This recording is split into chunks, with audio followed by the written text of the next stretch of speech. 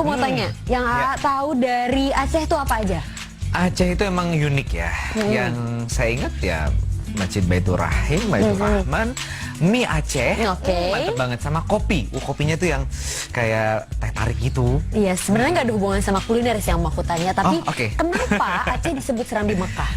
Serambi Mekah ya karena Aceh merupakan pintu gerbang Islam masuk dari Arab ke Indonesia. Langsung aja kita lihat ya, bagaimana jawaban sebenarnya. Ini dia.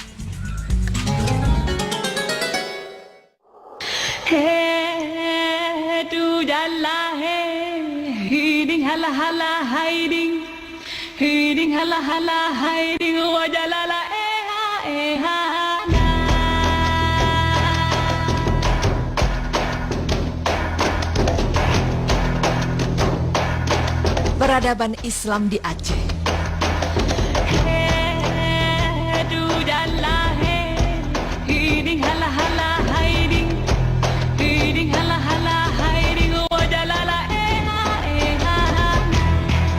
Pemirsa beriman, Aceh atau Nangro Aceh Darussalam merupakan salah satu kota yang terletak di ujung Sumatera. Aceh terkenal akan kota penghasil kopi yang menjadikannya sebagai salah satu ikon kota ini. Banyak orang yang berkunjung ke sana hanya untuk menikmati secangkir kopi yang menurut mereka berbeda dengan kopi lainnya. Aceh sangat terkenal akan syariat Islamnya. Oleh karena itu Aceh juga disebut dengan kota Serambi Mekah. Awal mula kota ini disebut Serambi Mekah adalah karena Aceh pernah menjadi pangkalan atau pelabuhan haji untuk orang-orang Muslim Nusantara yang akan naik haji ke Mekah dengan kapal laut dan menghabiskan waktu 6 bulan seiring mempelajari ilmu Islam terutama tentang haji sebelum mengarungi Samudra Hindia. Namun pemirsa, jika kita telusuri lebih dalam, ternyata peradaban Islam di Aceh banyak mengalami lika-liku dalam penyebarannya.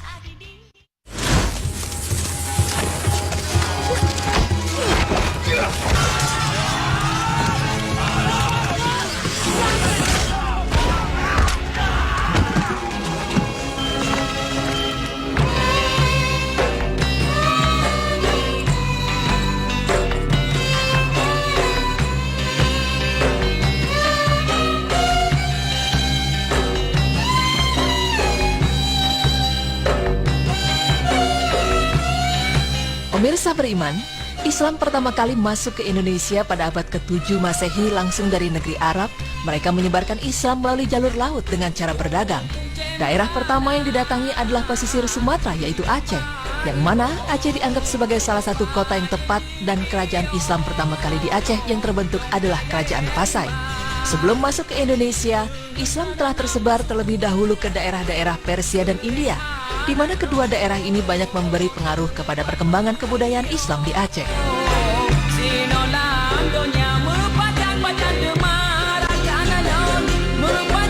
Salah satu peninggalan budaya India yang masih ada sampai sekarang ialah makanan-makanan khas Aceh yang masih menggunakan rempah-rempah dari India. Ya Allah.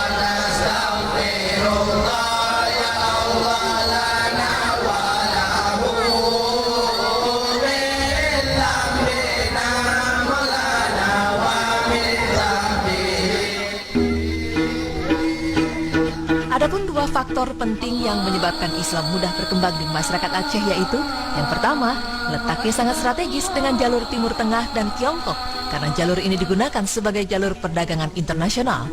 Kedua, pengaruh agama lain dari kerajaan Sriwijaya yang ada di Palembang tidak begitu berakar kuat di kalangan rakyat Aceh karena jarak antara Palembang dan Aceh sangat jauh. Dua kerajaan yang sangat berperan penting dalam penyebaran Islam di Aceh ialah melalui faktor dan sebab tersebut. Islam menjadi cepat tersebar di Aceh sehingga membuatnya menjadi agama utama di sana. Ada dua kerajaan yang sangat berperan penting dalam penyebaran Islam di Aceh, yaitu kerajaan Islam ini terletak di Perlak Aceh. Perlak merupakan salah satu daerah yang sangat strategis di pantai Selat Malaka yang menjadi penghubung antara para pedagang dunia.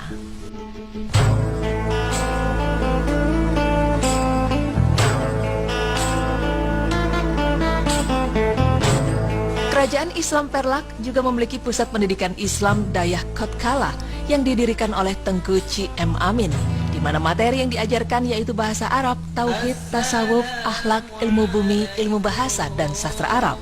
Kerajaan Aceh Darussalam adalah hasil peleburan kerajaan Islam Aceh di belahan barat dan kerajaan Islam Samudra Pasai di belahan timur. Bentuk teritorial pemerintahan kerajaan Aceh adalah gampong atau kampung yang dikepalai oleh seorang kewucik atau wakil yang mana pada kala itu dia memimpin seluruh aktivitas pemerintahan yang ada di Aceh.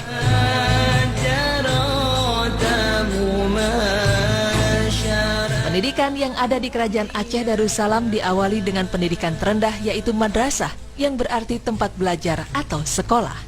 Selanjutnya sistem pendidikan di dayah atau pesantren sama seperti di madrasah, akan tetapi materi yang diajarkan adalah kitab Nahu yang diartikan kitab dalam bahasa Arab. Aceh merupakan sumber ilmu pengetahuan dengan sarjana-sarjananya yang terkenal di dalam dan luar negeri, sehingga banyak orang luar datang ke Aceh untuk menuntut ilmu. Bahkan ibu kota Aceh Darussalam berkembang menjadi kota internasional dan menjadi pusat perkembangan ilmu pengetahuan.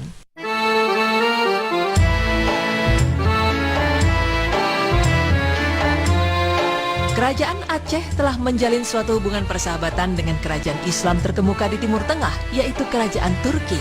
Pada masa itu banyak ulama dan pujangga dari berbagai negeri Islam yang datang ke Aceh dengan mengajarkan ilmu agama dan berbagai ilmu pengetahuan serta menulis berbagai macam kitab yang berisi ajaran agama.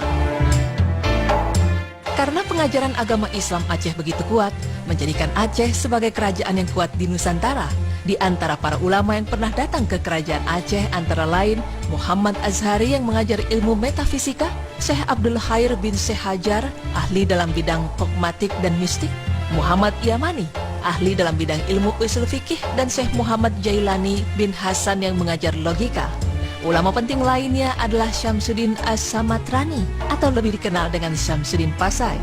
Ia adalah murid dari Hamzah Fansuri yang mengembangkan paham wujudiyah di Aceh.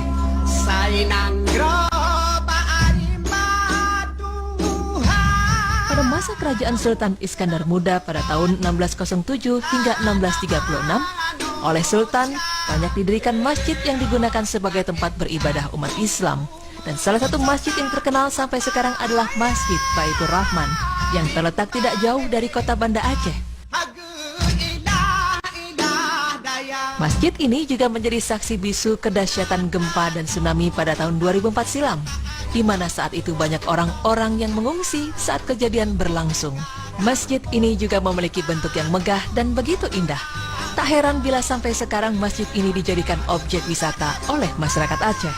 Dengan melihat banyaknya para ulama dan pujangga yang datang ke Aceh, serta adanya perguruan tinggi, maka dapat dipastikan bahwa kerajaan Aceh menjadi pusat studi Islam karena faktor agama Islam merupakan salah satu faktor yang sangat mempengaruhi kehidupan masyarakat Aceh pada periode berikutnya.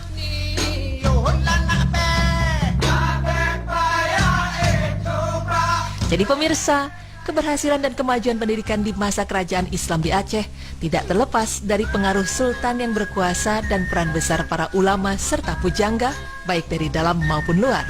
Seperti peran tokoh pendidikan Hamzah Fansuri, Syamsuddin As-Sumartrani, dan Syekh Nuruddin Ar-Raniri yang menghasilkan karya-karya besar sehingga menjadikan Aceh sebagai pusat pengkajian Islam.